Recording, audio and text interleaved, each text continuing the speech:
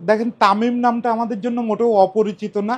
এই নামে অলরেডি বাংলাদেশের ক্রিকেটে দুজন ওপেনার আছে, তামিম ইকবাল আছেন, তানজিদ তামিম আছেন। আর আজিজুল হাকিম নামটাও আমাদের অপরিচিত না, অন্তত আমাদের বয়সী যারা তাদের কাছে তো একটা বিরাট নাম, বিরাট এক হিরোর নাম। তো আজিজুল হাকিম আর তামিম মিলাইলে যে এরকম এক বিস্ফোরক হিরো হয়, এইটা এবার আন্ডার 19 এশিয়া কাপ দেখার আগে বুঝতে পারি নাই।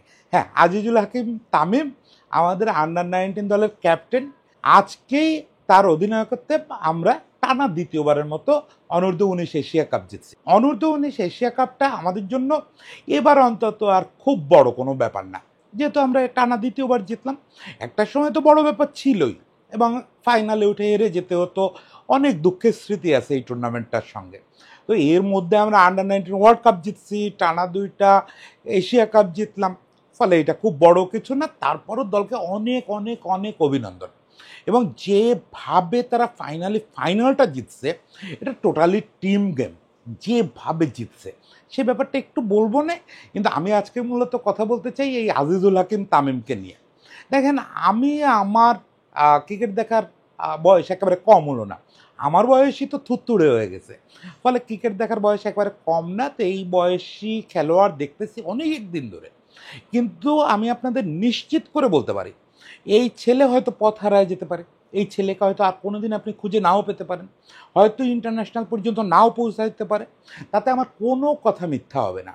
তারপরও আমি আপনাদের নিশ্চিত করতে চাই, বাংলাদেশের এজ লেভেলে এই রকম টেকনিক এবং পাওয়ারের সম্মেলন এর আগে কখনো ঘটে নাই। এই আজিজুল হাকিম তামিমের ক্ষেত্রে যেটা ঘটছে, মানে আমার মতে খুবই রোমাঞ্চকর একজন ব্যাটসম্যান। এবং তার সম্পর্কে 2-4 লাইন একটু বলবো আজকের কন্টেন্টে। শুরুতে একটু এশিয়া কাপ জয় নিয়ে বলি। এশিয়া কাপে কিন্তু আমি যেটা একটু রুথলেসলিভাবে বলা উচিত, যে আসলে আমরা খুব ডমিনেট করে প্রতিটা ম্যাচ জিতছি এমন না। বেশিরভাগ ক্ষেত্রেই আমাদের আসলে কামব্যাক করতে হয়েছে ম্যাচে। এবং সেইটার ওই যে আজিজুল হক তামিম, সে মূলত কারিগর। ফাইনালের আগ পর্যন্ত ব্যাটে সে এই কাজটা বারবার কামব্যাক করাইছে দলকে। এবং আমাদের বোলাররা, পেসাররা দারুণ একটা রোল প্লে করছে সেই জায়গাটায়।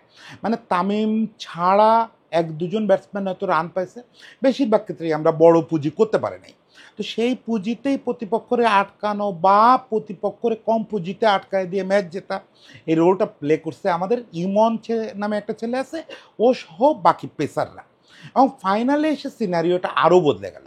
ইন্ডিয়া তো সবসময় আন্ডার 19 বা এজ লেভেলে প্রচণ্ড ফেভারিট দল। ওদের টিমে এবার খুব প্রডিজি একটা ছেলে আছে, বলা হচ্ছে 13 বছর বয়স, অবশ্য বয়স নিয়ে অলরেডি বিতর্ক শুরু হয়ে গেছে, বৈভব নাম। এই ছেলেটা আছে, এছাড়াও টিমটা ভালো। ফলে ইন্ডিয়ার সঙ্গে তো ফাইনাল খেলা এখন আমাদের আন্ডার 19-এর নিয়তি হয়ে গেছে। সেই 2020-এর বিশ্বকাপের আগে থেকে শুরু করে এই আজকে পর্যন্ত বোধহয় গোটা 5 ফাইনাল খেলে ফেললাম এই সময়ে।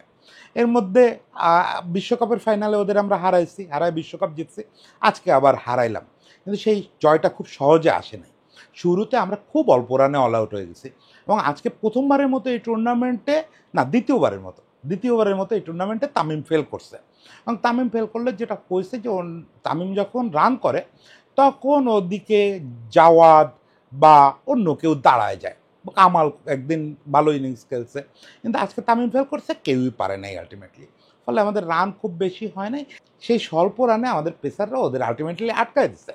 এবং মজার ব্যাপার হচ্ছে যে তামিমরে তো সবাই এতক্ষণে ব্যাটসম্যান হিসেবে চিনে গেছে, কিন্তু তামিম তো খুবই মজার একটা বোলারও। এবং সেটা আমি আজকেই টের পারলাম।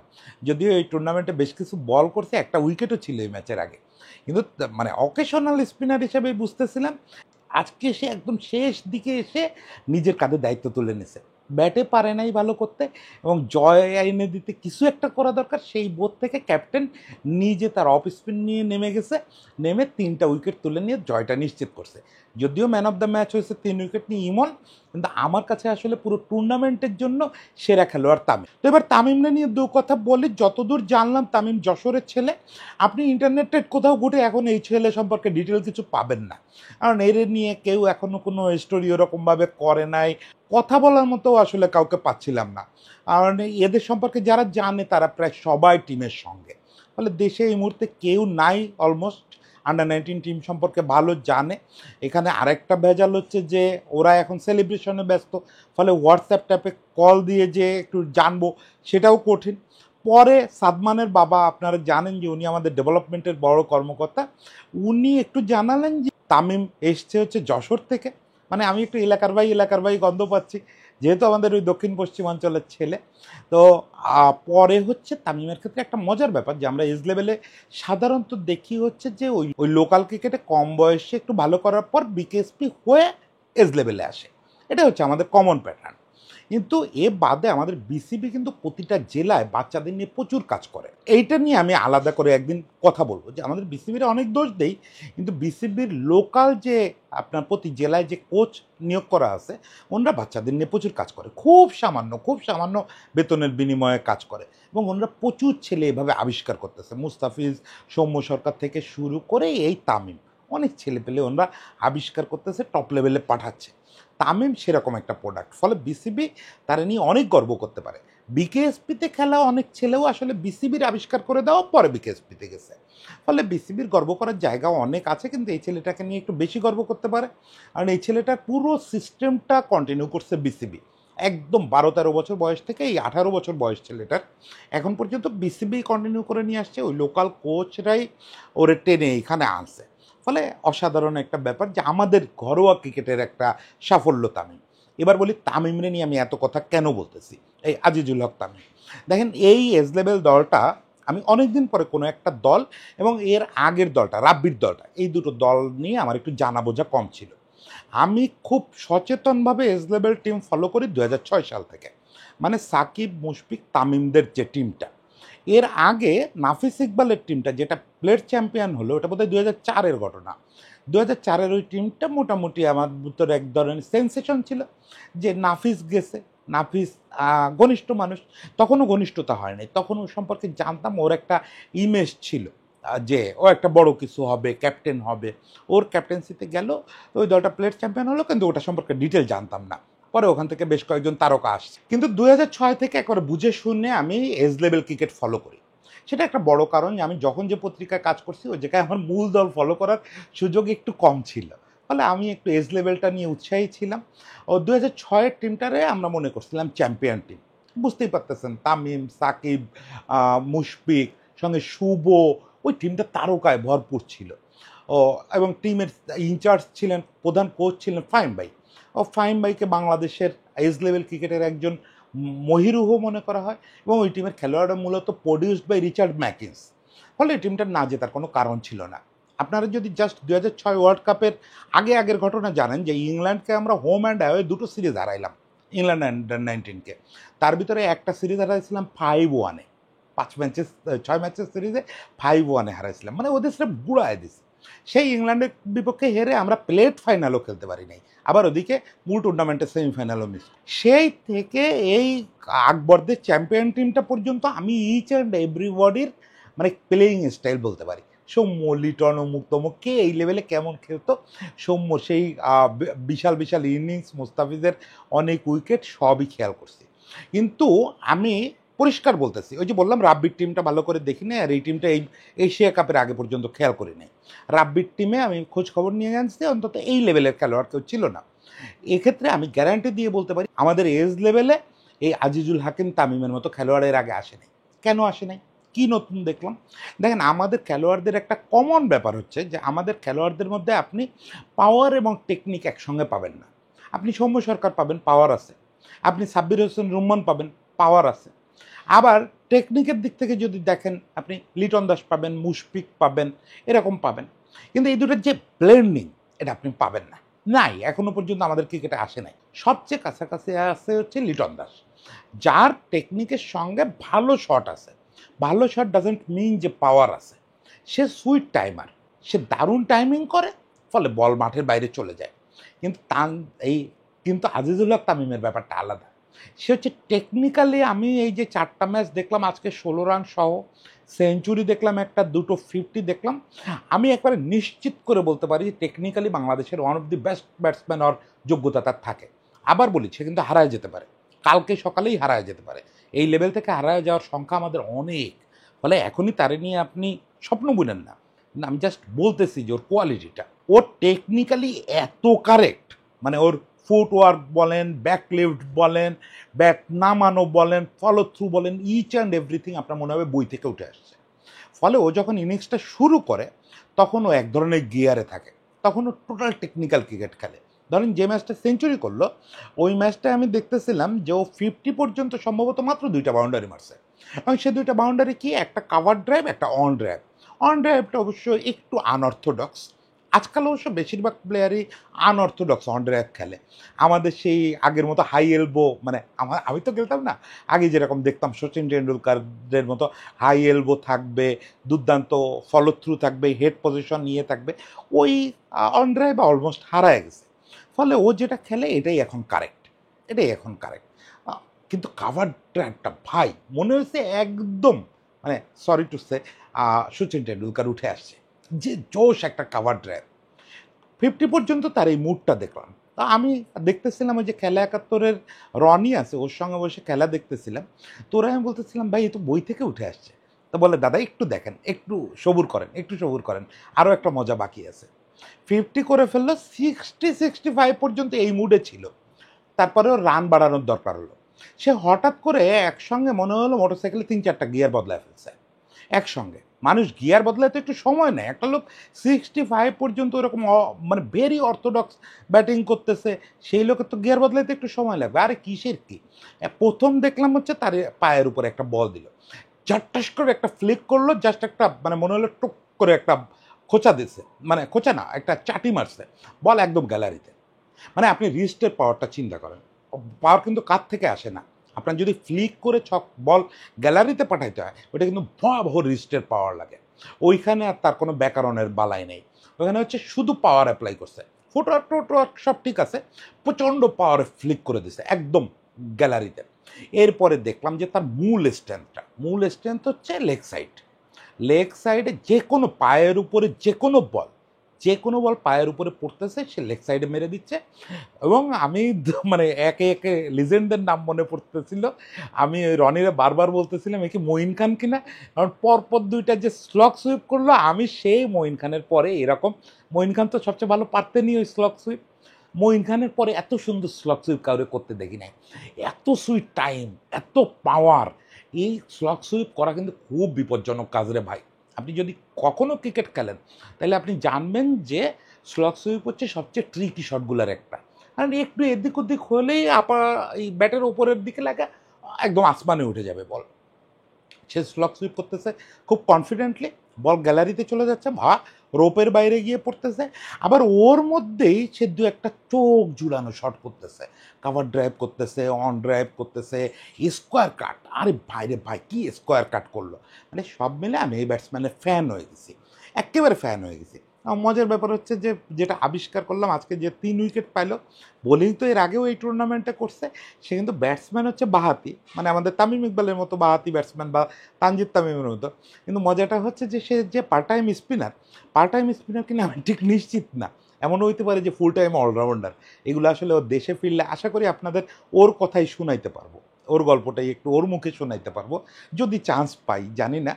আর না হলে ওর সঙ্গে কথা বলে আপনাদের পুরো বিস্তারিত জানাবো যে ওর প্লেয়িং স্টাইল কী, কোত্থেকে উঠে আসছে, কীভাবে উঠে আসছে, এগুলো জানাবো। তো আমার কাছে মনে হচ্ছে পার্ট টাইম স্পিনার, কিন্তু সেটা সে করে ডান হাতে। আমরা কি এর আগে ইন্টারন্যাশনালে এই বোথ হ্যান্ড কম্বিনেশন পাইছি, ডান বাম কম্বিনেশন পাইছি? আমার ঠিক খেয়াল হচ্ছে না, আমি অনেক ভাবার চেষ্টা করলাম। তা আজকাল তো স্মৃতি একদমই কাজ করে না, হয়তো এমন হবে যে কয়দিন আগেই কেউ খেলছে, আমি খেয়াল নাই। তবে আমার একদম মাথায় আসতেছে না যে আমাদের ক্রিকেটে, এটা তো কার্ল হুপার ছিলেন, তারপরে সৌরভ গাঙ্গুলি ছিল, ইন্টারন্যাশনাল ক্রিকেটে অনেকেই ছিল ডান হাত বাম হাত দুটোই, এক হাতে বল করে এক হাতে ব্যাট করে। না আমাদের দেশে মনে পড়ে না আমার কাউরে যে ইন্টারন্যাশনালে আসছে। আচ্ছা এবারে একটু তামিম সম্পর্কে বলি, আজিজুল হাকিম তামিম সম্পর্কে, যে আমার এই যে জুনিয়রদের নিয়ে উচ্ছ্বাস, এটা নিয়ে তো আপনাদের ভিতরে অলরেডি একটা চাপা আছে, যে পাইলে দাদার একটা মাইক দিব, পোলাপান দেখলেই উচ্ছ্বসিত হয়ে যায়, আজকে আকবর, আজকে জিশান, আজকে অমুক তমুক। এটা আমার একটা, আমি মনে করি এটা আমার দোষ না, এটা আমার গুণ। কারণ আমি তারুণ্যের পক্ষে থাকি, কৈশোরের পক্ষে থাকি। নতুন দিন আনবে কিন্তু এরা, এই যে দেশে একটা নতুন দিন নিয়ে আসছে এই পোলাপান, এরা হচ্ছে জেনজি, নাকি এরা জেনজির পরেরটাও, এই তামিমরা তো মনে হয় জেনজির পরেরটা, কি বলে এটারে, কিছুই জানি না। তো যাই হোক, এরাই তো ভরসা আসলে। এখন তো পুরোনো দিন নিয়ে গল্প গাথা আর কত, এখন পোলাপান খুঁজতে হবে, আমাদের হান্ট করতে হবে। সাংবাদিক হিসাবে আমাদের যেমন ডিউটি ছিল, একজন কন্টেন্ট ক্রিয়েটর হিসেবেও আমার ওইটা ডিউটি যে আমি তরুণদের মধ্যে কারা ভালো করতেছে, হয়তো 10টা বলবো, তার ভিতরে 8টা ফেল করবে, 2টা টিকে গেলেই তো অনেক, 2টা সম্পদ আসে থেকে। ফলে আমাদের কাজই হচ্ছে তরুণদের প্রমোট করা। ফলে এই জায়গাটা রাগ করবেন না, তরুণ যে যখন ভালো করবে তারে আমরা বলবো। আর আপনারা অনেক সময় মনে করেন যে এই বলায় বোধহয় ক্ষতি হয়ে যায়, না রে ভাই, এটা পার্ট অফ গেম। আপনি চ্যাম্পিয়ন ক্রিকেটার হবেন, ইন্টারন্যাশনাল ক্রিকেট খেলবেন, আপনাদের নিয়ে 2-4টে বাড়তি কথা তো হবেই, সেটা আপনাকে সহ্য করতে হবে। সেটা সহ্য করে যে আগায় যাবে সেই চ্যাম্পিয়ন হবে। সাকিব, মেসি, এরা 10 বছর বয়স হওয়ার আগে তারকা হয়ে গেছে, এদের নিয়ে কাভার স্টোরি আছে, তারপরে তারা তারকা হয়েছে না। ফলে যে তারকা হওয়ার এমনিই হবে, মিডিয়ার কথাবার্তায় বা কন্টেন্টের কথাবার্তায় কোনো ক্ষতি হয় না, নিশ্চিত থাকেন কোনো ক্ষতি হয় না। এখন কথা হচ্ছে তামিম কদ্দূর যাবে, এই ভবিষ্যৎবাণী করা খুব কঠিন, এই ভবিষ্যৎবাণী করা খুব কঠিন। আমরা এজ লেভেলে এর আগে বহু তারকা দেখছি, যদিও আমি বলতেছি যে তামিমের মতো ব্যাটসম্যান আমি দেখি নাই, কিন্তু বহু তারকা তো দেখছি যারা আলটিমেটলি ইন্টারন্যাশনাল মেকও করতে পারে নাই। বহু খেলোয়াড় আছে যাদের ইন্টারন্যাশনাল অভিষেকই হয় নাই। এই ধরেন আমার আকবরের নিয়ে আমি এত উচ্ছ্বসিত।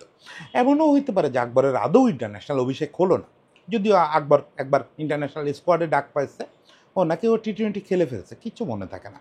যাই হোক, এরকম অনেকেই আসবে যারা ওই লেভেলে ভালো করবে, পরে ইন্টারন্যাশনাল পর্যন্ত পৌঁছাতেও পারবে না, বা ইন্টারন্যাশনালে পৌঁছাইলেও গ্রাউন্ড ব্রেক করতে পারবে না, তাতে কিছু যায় আসে না। আমাদের তো পরিচর্যা করতে হবে, আমাদের লেগে পড়ে থাকতে হবে।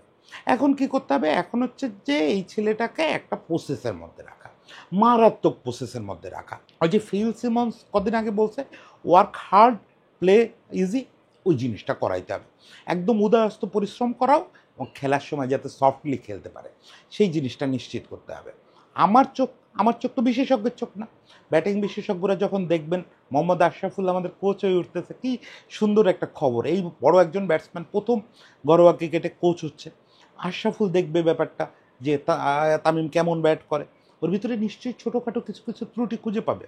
আবেগে আমার মতো তো সে ভেসে যাবে না, সে দেখবে যে কোন শটটা কেমন, ওই যে যেমন বললাম অন ড্রাইভে একটু ত্রুটি থাকলেও থাকতে পারে, ওইগুলো কারেকশন করতে হবে, ব্যাপক প্র্যাকটিস করতে হবে। যদি সবও নিখুঁত হয় তাও কিন্তু সাফল্য নিশ্চিত না। আপনার সব কিছু নিখুঁত এবং তাতেই যদি সাফল্য নিশ্চিত হতো, তাহলে তো পৃথিবীর যারা টেকনিক্যালি কারেক্ট সব ব্যাটসম্যান সচিনের চেয়ে বেশি রান নিয়ে বসে থাকতো, তাই কেউ হয়? ওই সাকসেস পাওয়ার একটা আলাদা ব্যাপার আছে, ম্যাচ রিড করতে পারতে হয়, সিচুয়েশন রিড করতে পারতে হয়।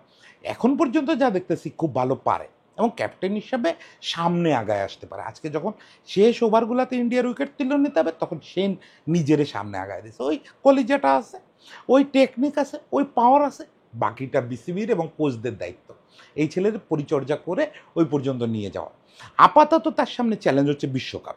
তামিম যদি কোনো কারণে কন্টেন্ট দেখে থাকেন, আমি আপনাকে একটা জিনিস বলি, আকবরের দল কিন্তু এশিয়া কাপ ফাইনালে ইন্ডিয়ার শক্তিশালী দলের বিপক্ষে হেরে গিয়ে, এই জয়সওয়াল তিলক বর্মাদের দলের বিপক্ষে হেরে গিয়ে আবার বিশ্বকাপ ফাইনালে সেই দলকে হারায় ট্রফি জিতছে। আপনারা সেই ইন্ডিয়াকে হারাইছেন, হারায় এশিয়া কাপ জিতছেন। ফলে আকবর দিচ্ছে আপনাদের উপর আমাদের দাবি বেশি থাকবে, প্রত্যাশার চাপ থাকবে না। কখনো এজ লেভেলের কোনো টিমের প্রতি আমি কোনো প্রত্যাশা করি না। আপনারা যদি বিশ্বকাপের ফার্স্ট রাউন্ড থেকে বাদ যান, তাও আমি কংগ্রাচুলেশনই বলবো, কিন্তু দাবি তো থাকবে আপনাদের উপরে একটা, যে ইন্ডিয়ারে হারায় বিশ্বকাপ এশিয়া কাপ জিতছেন, এখন বিশ্বকাপটাও নিয়ে আসেন। জিততে না পারলে কোনো ক্ষতি নেই, কিন্তু বিশ্বকাপের জন্য নিজেদের ভালোভাবে প্রস্তুত করেন। এই পেস ইউনিটটারে ভালো লাগছে, যদিও ইন্ডিভিজুয়ালি কোনো পেসার, সম্ভবত ফরাদ নামে একটা পেসার নজর কাটছে। ইমন যদিও সর্বোচ্চ উইকেট শিকারী হয়েছে, আবার সে ভালো বোলার, আমি কাউরে হতাশ করতে চাই না, কিন্তু আমার নজর কাটছে ফরাদ। আর একটু হতাশ হয়েছি মৃধার ব্যাপারে, মারুফ মৃধা, হ্যাঁ, ও তো অলরেডি অনেক এক্সপোজার পাইছে, এসপি টিমে খেললো, আগের বারও আন্ডার 19 খেললো। ও কেন ঠিক মতো ডেলিভার করতে পারলো না? বরং অনেকে কিন্তু, আমি মাঝে তো ওই যে বললাম একটু বিচ্ছিন্ন ছিলাম, মারুফ মৃধার ব্যাপারে অনেকে কিন্তু আমার ফোন করেও বলছে যে এটা ভালো বোলার, কিন্তু কেন জানি আমার কাছে খুব ইতিবাচক মনে হলো না। যাক, সব কেটে যাবে, সামনে বিশ্বকাপের জন্য রেডি হন। এখন সামনে বিশ্বকাপের চ্যালেঞ্জ। আর আজিজুল হক তামিম, আপনি আমার হিরো আজিজুল হকের নামে নাম, আপনি আমাদের জাতীয় হিরো তামিমের নামে নাম। আপনাকে তো কিছু একটা করতেই হবে, নিজেরা হারাইতে দিয়েন না। এই কন্টেন্টটা যেন একদিন দেখায় আপনারা বলতে পারি আপনারা নিয়ে একটা কন্টেন্ট করছিলাম শুরুর দিনে। সবাই ভালো থাকবেন, তামিমদের জন্য শুভকামনা।